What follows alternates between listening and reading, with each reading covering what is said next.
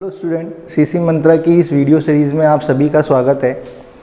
आज जो टॉपिक हम राजस्थान कल्चर का पढ़ने जा रहे हैं उस टॉपिक का नाम है लोक नृत्य।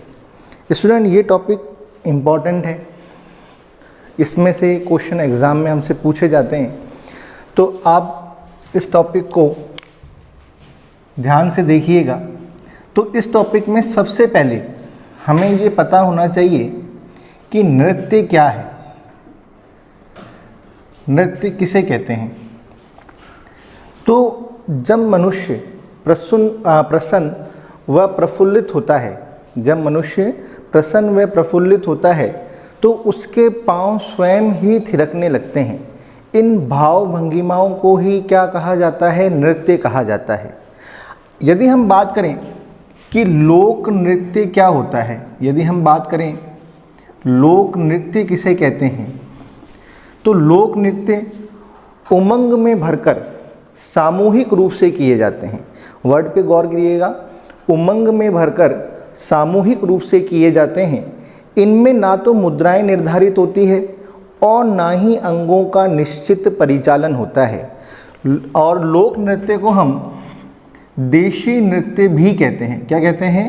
देशी नृत्य भी कहते हैं। यदि शास्त्रीय नृत्य की बात की जाए कि शास्त्रीय नृत्य क्या होता है, यदि नृत्य निश्चित नियमों व व्याकरण के माध्यम से किया जाए तो वह शास्त्रीय नृत्य कहलाता है।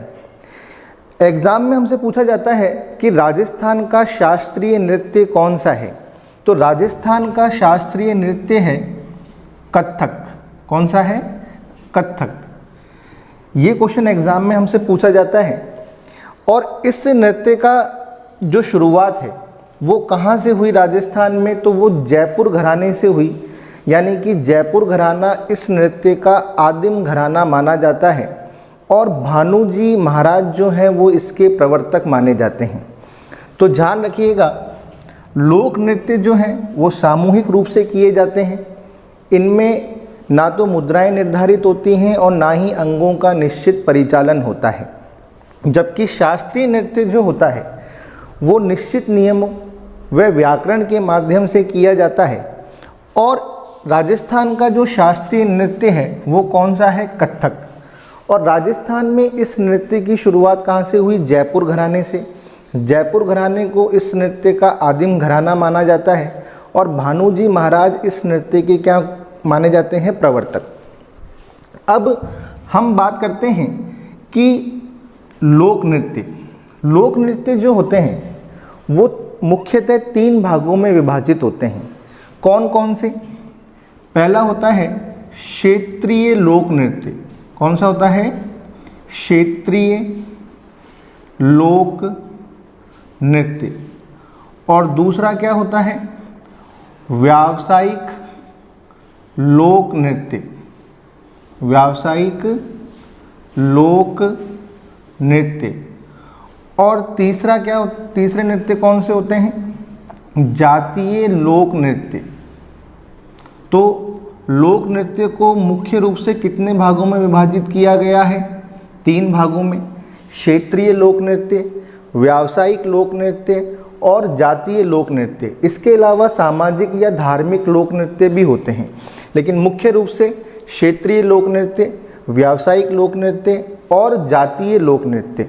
तो स्टूडेंट, यहाँ तक आपको ध्यान रखना है। उसके बाद हम सबसे पहले जिन लोक नृत्यों का अध्ययन करेंगे वो है क्षेत्रीय लोक नृत्य। क्षेत्रीय लोक नृत्य वो लोक नृत्य होते हैं जो किसी क्षेत्र विशेष में जिनका जन्म हुआ या किसी क्षेत्र विशेष के अंदर वो उभरे और उस क्षेत्र विशेष की वो क्या बन गए? पहचान बन गए। यानी कि उस क्षेत्र विशेष को उन लोक नृत्यों से पहचाना जाने लगा। तो क्षेत्रीय लोक नृत्यों की यदि हम बात करें तो क्षेत्रीय लोक नृत्यों को हम पढ़ना स्टार्ट करते हैं। तो सबसे पहले हम कौन से नृत्य पढ़ेंगे? क्षेत्रीय लोक नृत्य।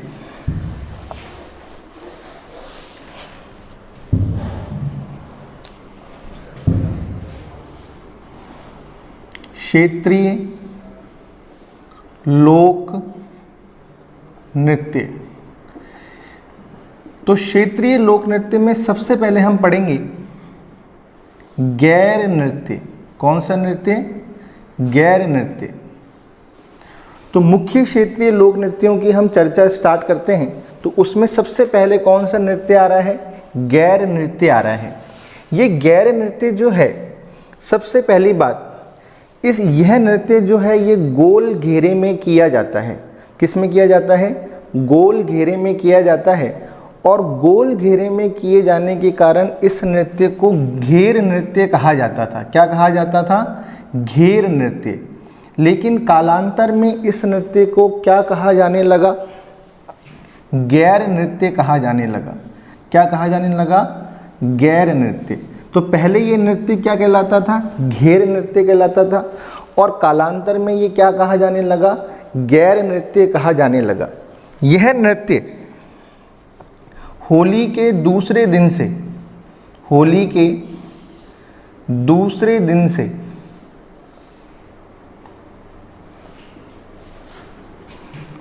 15 दिन तक, होली के दूसरे दिन से 15 दिन तक मेवाड़ और बाड़मेर में किया जाता है। कहाँ किया जाता है? मेवाड़ और बाड़मेर में किया जाता है। तो स्टूडेंट ये आपको ध्यान रखना है, ये क्वेश्चन एग्ज़ाम में पूछा भी गया है कि गैर नृत्य जो है ये कब किया जाता है? तो ये होली के दूसरे दिन से 15 दिन तक मेवाड़ और बाड़मेर में किया जाता है। यानी कि ये मेवाड़ और बाड़मेर क्षेत्र का क्या है? लोक नृत्य है। यह मुख्यतः पुरुषों के द्वारा, यह पुरुषों के द्वारा ही किया जाता है। इसमें पुरुष लकड़ी की छड़ियाँ या खांडा लेकर, हाथ में लेकर क्या करते हैं? नृत्य करते हैं। तो यह किसके द्वारा किया जाता है? पुरुषों के द्वारा किया जाता है। कब किया जाता है? होली के दूसरे दिन से लेकर 15 दिन तक मेवाड़ और बाड़मेर में किया जाता है। और इसमें पुरुष हाथ में लकड़ी की छड़ियाँ और खांडा लेकर क्या करते हैं? नृत्य करते हैं। इस नृत्य के जो नर्तक होते हैं वो क्या कहलाते हैं? गेरिये कहलाते हैं। क्या कहलाते हैं? गेरिये कहलाते हैं। तो आपको याद रखना है कि इस नृत्य के नर्तक क्या कहलाते हैं?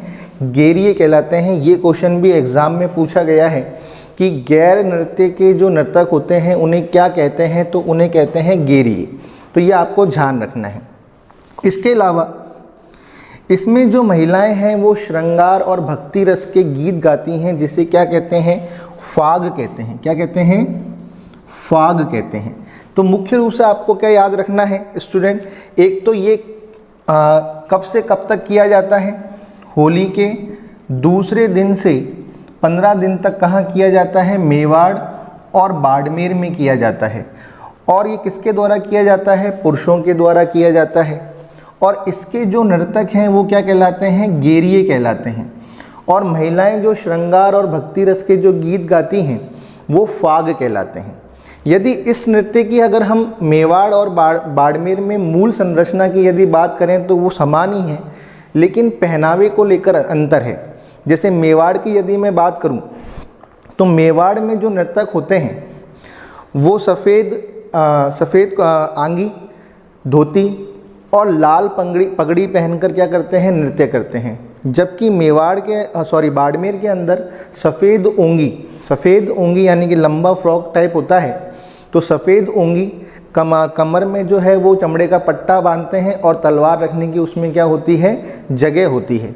तो पहनावे को लेकर अंतर है, लेकिन मुख्य रूप से आपको दो बातें ध्यान रखनी है कि यह होली के दूसरे दिन से 15 दिन तक मेवाड़ और बाड़मेर में, और इसके नर्तक क्या कहलाते हैं? गेरिये। और ये कैसे किया जाता है? गोल संरचना में किया जाता है, यानी कि गोलाकार वृत्ताकार संरचना में किया जाता है। और ये पहले घेर कहलाता था, लेकिन कालांतर में इस नृत्य को क्या कहा जाने लगा? गैर नृत्य कहा जाने लगा। अब हम बात करते हैं शेखावाटी के। अब हम बात करते हैं शेखावाटी के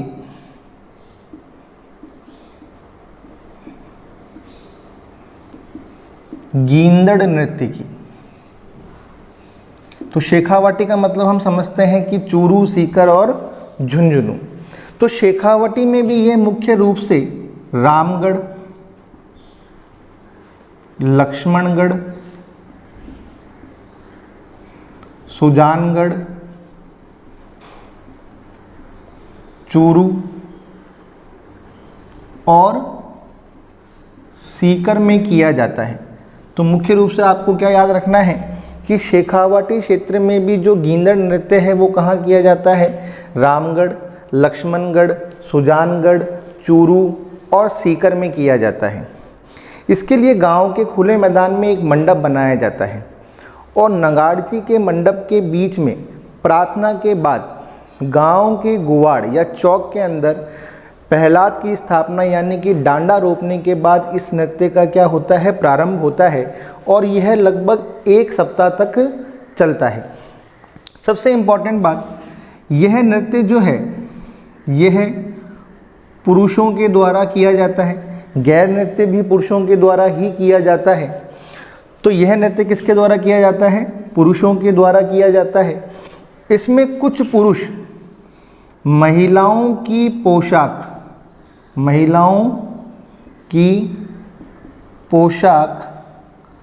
धारण कर या पोशाक पहनकर नृत्य करते हैं। महिलाओं की पोशाक पहनकर नृत्य करते हैं, जिन्हें हम क्या कहते हैं? गणगौर कहते हैं। क्या कहते हैं? गणगौर कहते हैं। तो ये क्वेश्चन एग्जाम में पूछा गया है कि इस नृत्य के अंदर कुछ पुरुष महिलाओं की पोशाक पहनकर नृत्य करते हैं तो उन्हें क्या कहा जाता है? तो उन्हें क्या कहा जाता है? गणगौर कहा जाता है। और इसमें कई नर्तक जो हैं वो कई रूप धारण करते हैं, जैसे पादरी, शिकारी, दुल्हा दुल्हन, सेठ सेठानी। तो यह नृत्य जो है ये एक प्रकार का क्या है? स्वांग नृत्य है। क्या है? स्वांग नृत्य है। तो ये अपन को याद रखना है। मैं एक बार वापस रिवाइज करा देता हूँ कि यह शेखावाटी में किया जाता है। कौन सा नृत्य? गींदड़ नृत्य। यानी कि गींदड़ नृत्य कहाँ का क्षेत्रीय नृत्य है? शेखावाटी का। और ये कहाँ पर किया जाता है? शेखावाटी में मुख्य रूप से रामगढ़, लक्ष्मणगढ़, सुजानगढ़, चूरू और सीकर में किया जाता है। ये पुरुषों के द्वारा किया जाता है। इसमें पुरुष अपने हाथ में 1.5 से 2 फीट का डंडा लेकर क्या करते हैं? नृत्य करते हैं। और इसमें कुछ पुरुष महिलाओं की पोशाक पहनकर नृत्य करते हैं, जिन्हें हम क्या कहते हैं? गणगौर कहते हैं।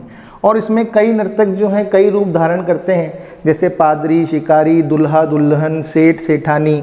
ठीक है। और यह एक प्रकार से क्या है? स्वांग नृत्य है। तो स्टूडेंट यहाँ पर आपको 2 नृत्य समझ में आए होंगे। तो स्टूडेंट अब हम पढ़ते हैं शेखावाटी का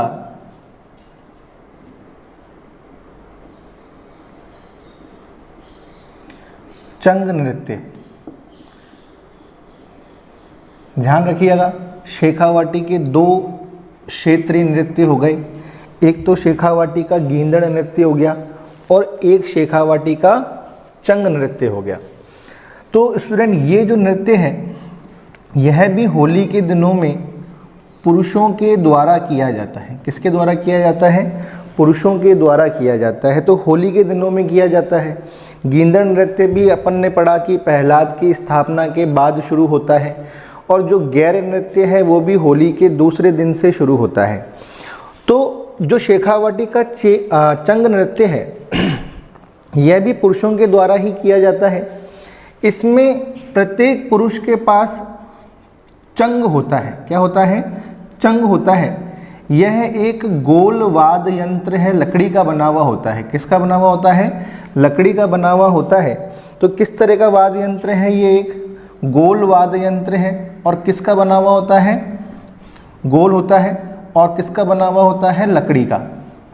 इसमें जो पुरुष भाग लेते हैं उसमें से प्रत्येक पुरुष के पास जो है स्वयं का चंग होता है और वे स्वयं चंग बजाते हुए वृत्ताकार होकर नृत्य करते हैं। यानी कि शेखावाटी के चंग नृत्य के अंदर पुरुष भाग लेते हैं और इसमें प्रत्येक पुरुष के पास स्वयं का चंग होता है और वो चंग बजाते हुए वृत्ताकार होकर नृत्य करते हैं। इसमें जो पुरुष हैं जो भाग लेते हैं वो चूड़ीदार पजामा, कुर्ता, कमरबंदा, सिर पर रुमाल और पैरों में घुंघरू बांधते हैं। तो ये आपको याद रखना है कि मुख्यतः ये पूछा जाता है कि चंग नृत्य कहाँ का क्षेत्रीय नृत्य है। तो हमारा आंसर क्या होगा, शेखावटी का है। कहाँ का है, शेखावटी का है। और होली के दिनों में किसके द्वारा किया जाता है, पुरुषों के द्वारा। और इसमें किस वाद्य यंत्र का प्रयोग होता है, चंग का होता है मुख्य से। और यह लकड़ी का बना हुआ एक क्या है, गोल वाद्य यंत्र है। अब हम बात करते हैं चौथा क्षेत्रीय नृत्य जालोर का ढोल नृत्य। जालोर का ढोल नृत्य,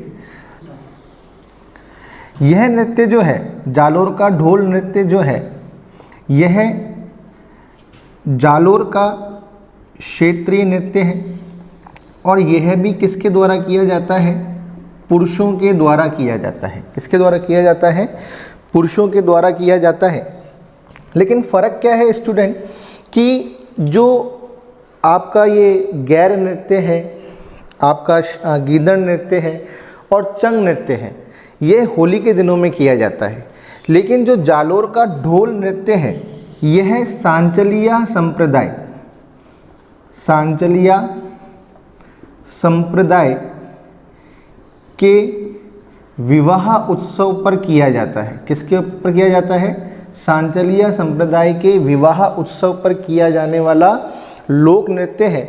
और यह जो लोक नृत्य है, ये इसमें सरगड़ा,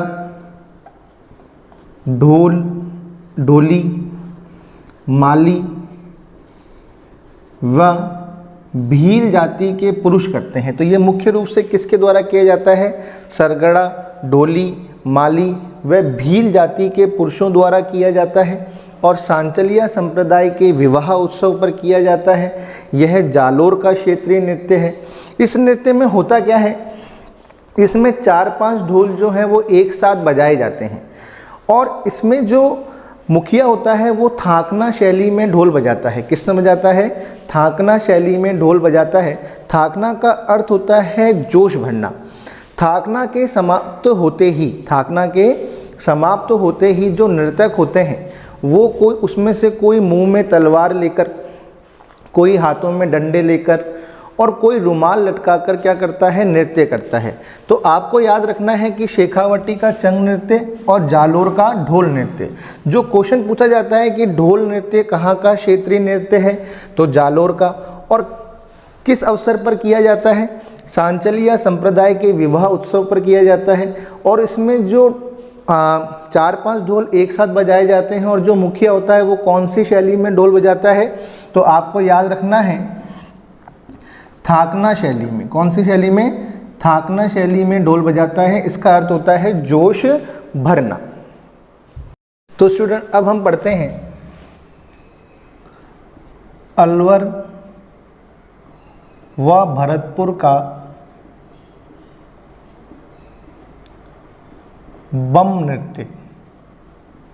अलवर व भरतपुर का बम नृत्य। स्टूडेंट ध्यान रखिएगा, अपन जितने भी इम्पॉर्टेंट क्षेत्रीय लोक नृत्य हैं उनका अध्ययन कर रहे हैं, जो अधिकतर हमसे परीक्षा में पूछे जाते हैं। अभी तक हमने 4 क्षेत्रीय लोक नृत्यों का अध्ययन किया। तो पहला कौन सा किया, गैर नृत्य। कहाँ किया जाता है, मेवाड़ और बाड़मेर में। फिर हमने किया गींदड़ नृत्य। कहाँ का क्षेत्रीय लोक नृत्य है, शेखावाटी का। फिर हमने किया चंग नृत्य। चंग नृत्य कहाँ का लोक नृत्य है, शेखावाटी का। फिर हमने किया ढोल नृत्य। ढोल नृत्य कहाँ का क्षेत्रीय नृत्य है, जालोर का। तो ये आपको याद होना चाहिए। और अब हम क्या पढ़ रहे हैं, अलवर व भरतपुर का बम नृत्य। तो आपको ध्यान रखना है कि अगर एग्ज़ाम में दोनों ऑप्शन आ जाएं, अलवर व भरतपुर, तो हमें भरतपुर पे टिक करना है, क्योंकि यह मुख्यतः भरतपुर का क्षेत्रीय लोक नृत्य है। कहाँ का क्षेत्रीय लोक नृत्य है, भरतपुर का क्षेत्रीय लोक नृत्य है। और यह जो नृत्य है, तो इस नृत्य की यदि हम बात करें तो यह नृत्य जो है मुख्यतः भरतपुर का क्षेत्रीय लोक नृत्य है। और यह भरतपुर में भी डीग तहसील का प्रसिद्ध है। कहाँ का प्रसिद्ध है, डीग तहसील का प्रसिद्ध है। डीग तहसील का प्रसिद्ध है। इसमें इस नृत्य में नगाड़े का प्रयोग किया जाता है। किसका प्रयोग किया जाता है? नगाड़े का प्रयोग किया जाता है। इसके अलावा देखा जाए तो थाली, चिमटा, ढोलक, खड़ताल का प्रयोग भी किया जाता है, लेकिन मुख्यतः किसका प्रयोग किया जाता है? नगाड़े का प्रयोग किया जाता है, जिसे दो व्यक्ति जो हैं बड़े डंडों की सहायता से बजाते हैं, मोटे डंडों की सहायता से बजाते हैं। इसे बम कहते हैं, इसलिए इस नृत्य का जो नाम है वो क्या पड़ा? बम नृत्य पड़ा। क्या पड़ा? बम नृत्य पड़ा। और इसमें जो स्त्रियां हैं वो रसिया गीत गाती हैं। क्या गाती हैं? रसिया गीत गाती हैं, इसलिए इस नृत्य को बम रसिया भी कहते हैं। क्या कहते हैं? बम रसिया भी कहते हैं। इसमें यह नृत्य जो है यह पुरुषों के द्वारा किया जाता है। किसके द्वारा किया जाता है? पुरुषों के द्वारा किया जाता है। इसमें पुरुष जो हैं वो 3 वर्गों में विभक्त होकर डंडों को हवा में उछालकर नृत्य करते हैं। तो किसके द्वारा किया जाता है? पुरुषों के द्वारा किया जाता है। पुरुषों के द्वारा किया जाता है। तो आपको याद रखना है कि डीग तहसील का प्रसिद्ध है, नगाड़े का प्रयोग किया जाता है, इसे 2 व्यक्ति मोटे डंडों की सहायता से बजाते हैं, इसे बम कहते हैं, इसलिए इस नृत्य को बम नृत्य कहा जाता है। इसमें जो स्त्रियां हैं वो रसिया गीत गाती हैं, इसलिए इस नृत्य को बम रसिया भी कहा जाता है। यह पुरुषों के द्वारा 3 वर्गों में विभक्त होकर डंडों को हवा में उछालकर किया जाता है। और यह फाल्गुन मास में, कौन से मास में? फाल्गुन मास में नई फसल आने की खुशी में किया जाता है। नई फसल आने पर किया जाता है। इस नृत्य की समाप्ति पर गुड़ बांटा जाता है। क्या बांटा जाता है? गुड़ बांटा जाता है। तो आपको इसमें ये मुख्य बातें याद रखनी हैं। तो आपसे पूछा जाए कि बम नृत्य कहाँ का फेमस है, तो अलवर व भरतपुर का, लेकिन मुख्यतः कहाँ का? भरतपुर का। और इसमें किसका प्रयोग किया जाता है? नगाड़े का। इसमें स्त्रियां जो हैं वो रसिया गीत गाती हैं। किसके द्वारा किया जाता है? पुरुषों के द्वारा। कब किया जाता है? फाल्गुन मास में नई फसल आने की खुशी पर किया जाता है, या नई फसल आने पर किया जाता है। और इस नृत्य की समाप्ति पर क्या बांटा जाता है? गुड़ बांटा जाता है। अब हम बात करते हैं भरतपुर का एक और लोक नृत्य है, वो है चरकुला नृत्य। कौन सा नृत्य है? चरकुला नृत्य है। तो भरतपुर का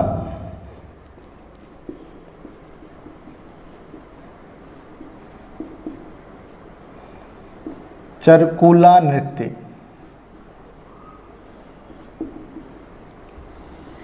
यह भरतपुर जिले व आसपास के ब्रज क्षेत्र में किया जाता है। तो चरकुला नृत्य जो होता है ये कहाँ किया जाता है?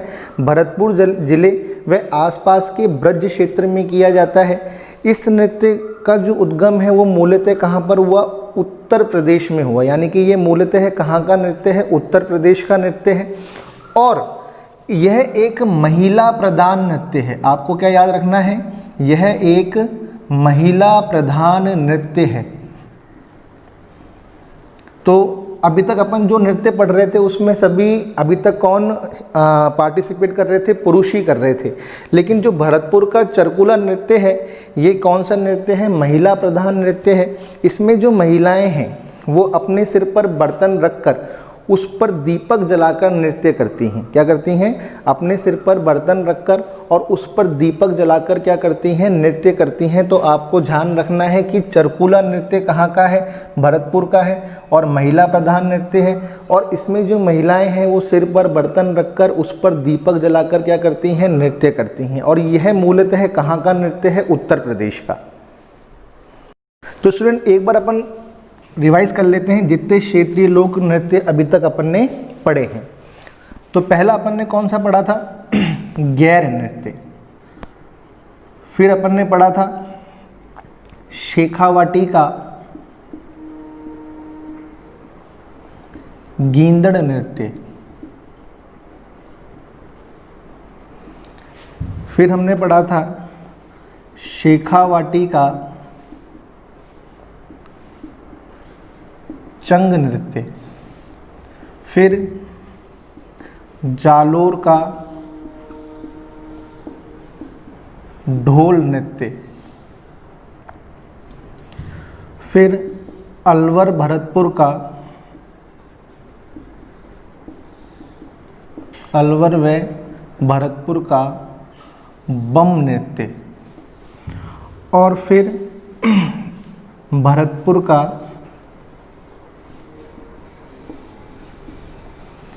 चरकूला नृत्य। तो इसमें अपन ने लोगों ने क्या पढ़ा, जो मेन बातें अपन रिवाइज कर लेते हैं। तो आपको सबसे इम्पॉर्टेंट बात ध्यान रखनी है कि सिर्फ अगर देखा जाए तो चरकूला नृत्य को अगर अपन छोड़ दें तो बाकी जितने भी नृत्य हैं वो किसके द्वारा किए जाते हैं, पुरुषों के द्वारा किए जाते हैं, ठीक है। और जो चरकूला नृत्य है ये किस तरह का नृत्य है, महिला प्रधान। कौन सा नृत्य है, महिला प्रधान नृत्य है।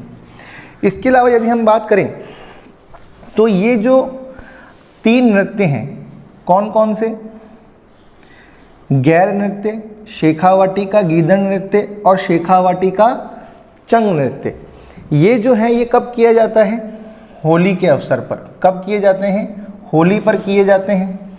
जो ढोल नृत्य है ये सांचलिया संप्रदाय के विवाह उत्सव पर किया जाता है। और बम नृत्य जो है फागुन मास में नई फसल आने की खुशी में किया जाता है। और देखा जाए तो गैर नृत्य भी तभी किया जाता है। अब बात करते हैं चरकुला नृत्य जो है ये महिला प्रधान नृत्य है। अब यदि हमसे इसमें से जो मोस्टली क्वेश्चन हमसे पूछा जाता है गैर नृत्य के बारे में, तो ये पूछा जाता है कि गैर नृत्य कब किया जाता है। तो गैर नृत्य जो है ये होली के दूसरे दिन से 15 दिन तक किया जाता है। होली के दूसरे दिन से 15 दिन तक किया जाता है। और इसके जो नर्तक हैं वो क्या कहलाते हैं, गेरिए कहलाते हैं। यदि हमसे पूछा जाए गीदड़ नृत्य के बारे में, तो गीदड़ नृत्य के बारे में जो क्वेश्चन अधिकतर पूछा जाता है कि इसमें जो पुरुष हैं, कुछ पुरुष महिलाओं की पोशाक पहनकर शामिल होते हैं, उन्हें क्या कहा जाता है, तो उन्हें गणगौर कहा जाता है। क्या कहा जाता है, गणगौर कहा जाता है। यदि शेखावटी के चंग नृत्य की बात करें तो इसमें प्रत्येक पुरुष का स्वयं का चंग होता है और वो चंग बजाते हुए वृत्ताकार होकर क्या करते हैं, नृत्य करते हैं। ढोल नृत्य कहाँ का फेमस है, जालोर का क्वेश्चन पूछा जाता है। और ढोल नृत्य जो है ये सांचलिया संप्रदाय के विवाह उत्सव पर किया जाता है। और इसमें ढोली, माली, भील व सरगड़ा जाति के पुरुष क्या करते हैं, इस नृत्य को करते हैं। भरतपुर का जो बम नृत्य है इसमें नगाड़े का प्रयोग किया जाता है। फागुन मास में नई फसल आने की खुशी पर किया जाता है। तो इसमें अपन को मोस्टली ये याद रखना है। और चरकुला नृत्य जो है ये मूलतः उत्तर प्रदेश का है, महिला प्रधान है। और इसमें जो महिला है वो अपने सिर पर बर्तन रखकर उस पर दीपक जलाकर क्या करती है, नृत्य करती है। स्टूडेंट अब अपन पढ़ते हैं कत्रिया सर बीकानेर का अग्नि नृत्य।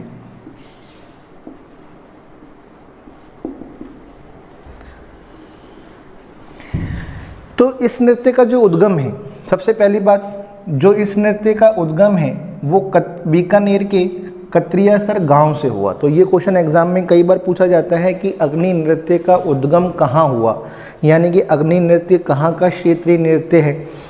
तो इस नृत्य का जो उद्गम है वो बीकानेर के कत्रियासर गांव से हुआ। यह नृत्य जो है ये किसके द्वारा किया जाता है, पुरुषों के द्वारा किया जाता है। तो हमें याद रखना है कि ये नृत्य किसके द्वारा किया जाता है, पुरुषों के द्वारा किया जाता है। इस नृत्य में जसनाती संप्रदाय,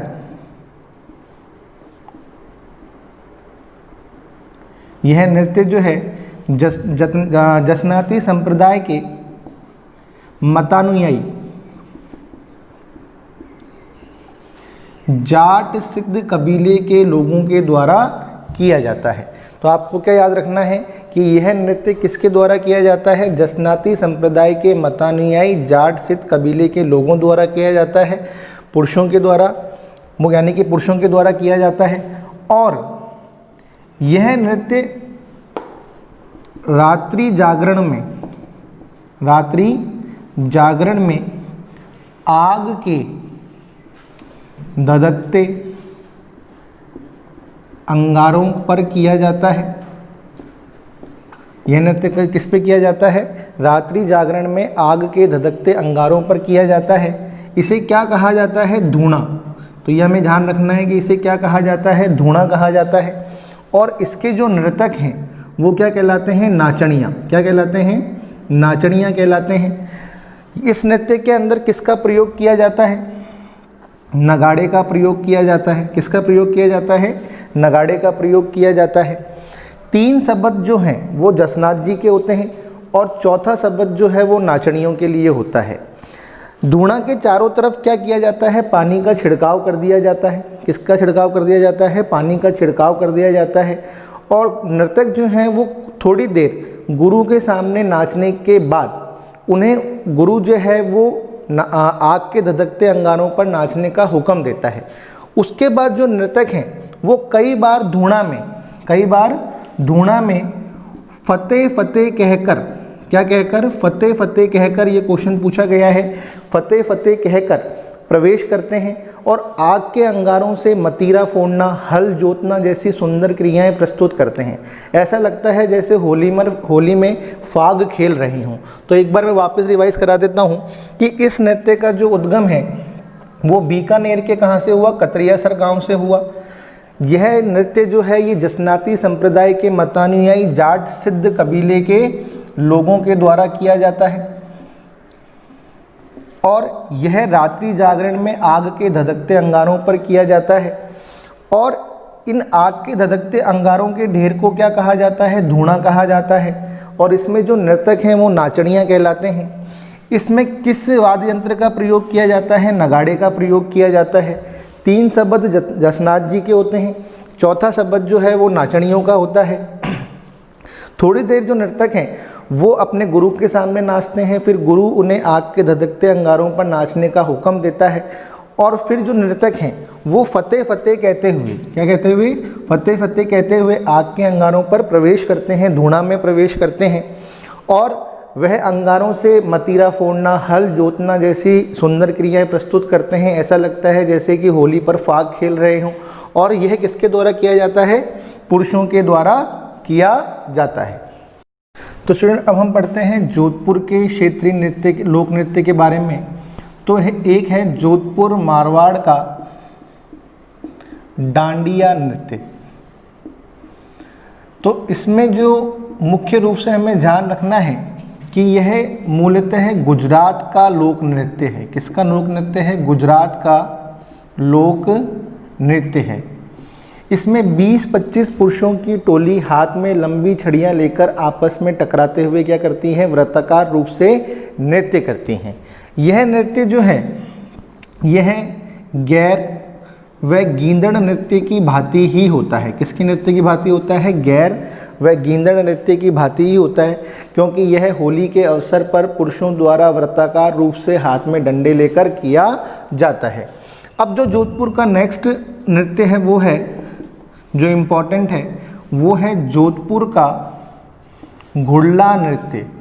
तो सबसे इम्पोर्टेंट बात हमें ध्यान रखना है कि ये नृत्य किया कब जाता है। ये क्वेश्चन एग्जाम में पूछा भी गया है। तो यह गणगौर के समय चैत्र कृष्णा अष्टमी को किया जाता है। कब किया जाता है? गणगौर के समय चैत्र कृष्णा अष्टमी को किया जाता है। यह महिलाओं के द्वारा किया जाता है।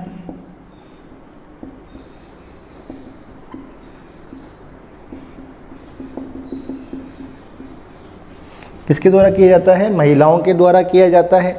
इसमें महिलाओं के सिर पर रखे मटके में छोटे छोटे छिद्र होते हैं जिसमें दीपक जलता है। यानी कि कहने का मतलब क्या है कि यह गणगौर के समय चैत्र कृष्णा अष्टमी को किया जाता है, महिलाओं के द्वारा किया जाता है और इसमें महिलाओं के सिर पर रखे मटके में छोटे छोटे छेद होते हैं और उस मटके में क्या है? दीपक जलता है। तो ये आपको याद रखना है यदि आपसे पूछा जाए कि ऐसा कौन सा क्षेत्रीय लोक नृत्य है जिसमें जो सिर पर मटका रखकर किया जाता है और उसमें दीपक जलता है और उस मटके में क्या होते हैं, छोटे छोटे छेद होते हैं, तो वो कौन सा लोक नृत्य है? जोधपुर का घुड़ला नृत्य है।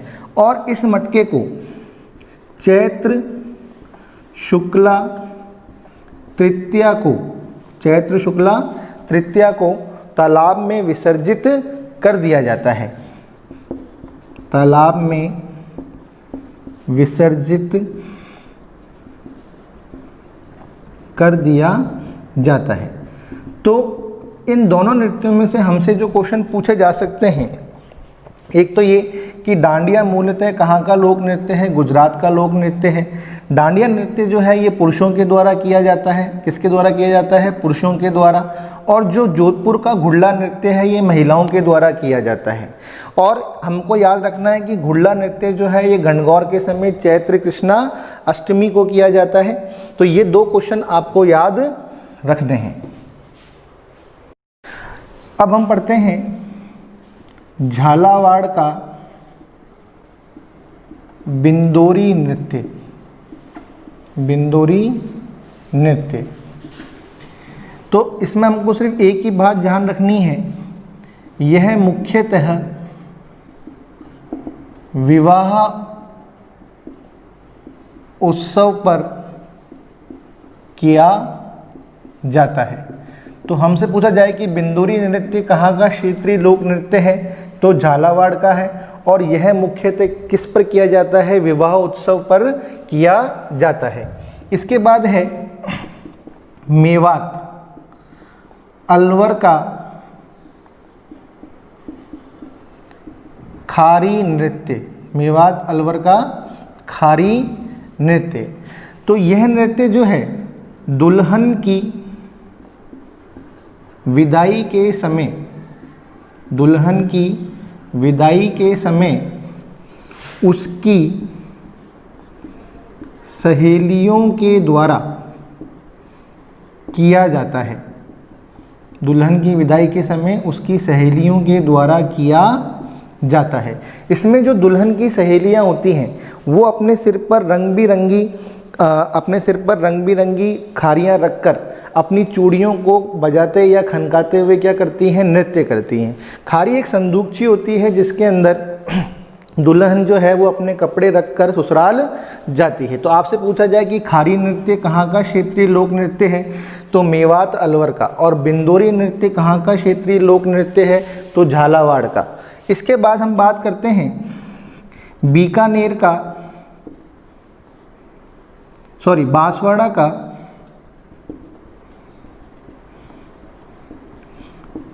पेंजण नृत्य। इसका क्वेश्चन भी एग्जाम में पूछा गया है। तो यह नृत्य दीपावली पर पुरुषों के द्वारा महिलाओं का रूप धारण करके किया जाता है। तो ये तीन नृत्य अपन एक बार वापस रिवाइज कर लेते हैं। एक तो झालावाड़ का बिंदोरी नृत्य, तो इसमें आपको ध्यान रखना है ये मुख्य रूप से कब किया जाता है? विवाह उत्सव पर किया जाता है। मेवात अलवर का जो खारी नृत्य है ये दुल्हन की विदाई के अवसर पर या दुल्हन की विदाई के समय उसकी सहेलियों के द्वारा किया जाता है। इसमें दुल्हन की जो सहेलियां होती हैं वो अपने सिर पर रंग बिरंगी खारियां रखकर अपनी चूड़ियों को खनकाते हुए या बजाते हुए क्या करती हैं? नृत्य करती हैं। और बांसवाड़ा का जो पेंजण नृत्य है यह नृत्य दीपावली पर पुरुषों के द्वारा महिलाओं का रूप धारण करके किया जाता है। अब इसमें अपन पढ़ते हैं मांडल भीलवाड़ा का सींग वाले शेरों का नृत्य। इसे नाहर नृत्य भी कहते हैं। यह जो नृत्य है ये होली के 13 दिन बाद रंग तेरस पर किया जाता है। किस पर किया जाता है? रंग तेरस पर किया जाता है। इसमें गांव के 2-3 व्यक्ति अपने शरीर पर रुई लपेटकर, सींग लगाकर शेर बनते हैं और ढोल की थाप पर क्या करते हैं, नृत्य करते हैं। तो आपको मुख्य रूप से क्या याद रखना है कि यह होली के 13 दिन बाद रंग तेरस पर किया जाता है। मांडल और इसे नाहर नृत्य भी कहते हैं। इसमें गांव के 2-3 व्यक्ति अपने शरीर पर रुई लपेटकर, सींग लगाकर शेर बनते हैं और ढोल की थाप पर नृत्य करते हैं। इस नृत्य की जो शुरुआत है वो शाहजहाँ के शासनकाल में हुई। किसके शासनकाल में? शाहजहाँ के शासनकाल में हुई। तो ये क्वेश्चन एग्जाम में पूछा गया है कि शाहजहाँ के शासनकाल में किस क्षेत्रीय लोक नृत्य की शुरुआत हुई? तो वो है मांडल भीलवाड़ा का सींग वाले शेरों का नृत्य, जिसे हम नाहर नृत्य भी कहते हैं। अब है ब्यावर। ब्यावर अजमेर का मयूर भैरव नृत्य। यह नृत्य ब्यावर में बादशाह की सवारी के समय, यह नृत्य जो मयूर भैरव नृत्य है ब्यावर अजमेर का, तो यह नृत्य जो है यह ब्यावर में बादशाह की सवारी के समय बीरबल का पात्र निभाने वाले व्यक्ति के द्वारा किया जाता है। किसके द्वारा किया जाता है? बीरबल का पात्र निभाने वाले व्यक्ति के द्वारा किया जाता है।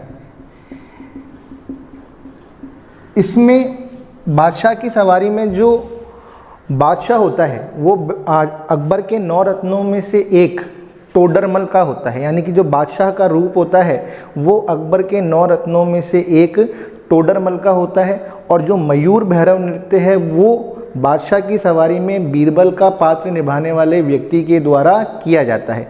बादशाह की सवारी कहाँ निकलती है? ब्यावर में निकलती है। तो हमको याद रखना है मयूर भैरव नृत्य कहाँ का है? ब्यावर का है। बादशाह की सवारी के समय किया जाता है, बीरबल का पात्र निभाने वाले व्यक्ति के द्वारा।